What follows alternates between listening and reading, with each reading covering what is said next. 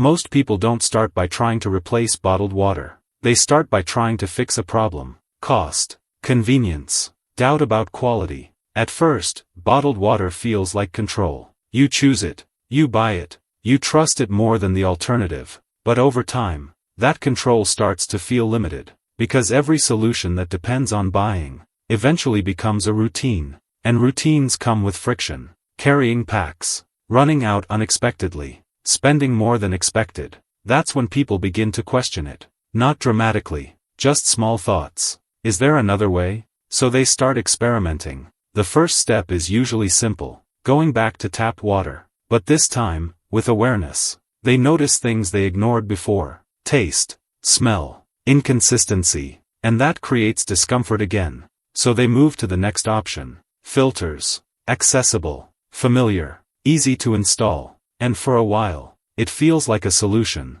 But over time, new patterns appear, replacing cartridges, monitoring performance, questioning effectiveness. And slowly, they realize something important. They didn't replace bottled water. They replaced one dependency with another. That's the turning point. The real issue isn't bottled water. It's dependence. The real issue isn't what you drink. It's how much control you actually have over it. And once that becomes clear, people change how they search. They stop looking for products, and start looking for systems they can understand. That's where different approaches begin to emerge. Simpler setups. Things that don't require constant replacement. Things that are visible, adjustable, predictable. Because replacing bottled water isn't just about switching sources. It's about changing the relationship, from passive consumption to active control. And that's why this shift is happening. Not because people want something complicated, but because they're tired of depending on something they don't control. If you want to explore how some people are making that transition in a more practical and consistent way,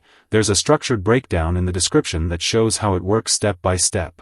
And if you're interested in content that helps you rethink everyday habits like this, consider subscribing. Because sometimes, replacing something simple leads to a completely different way of thinking.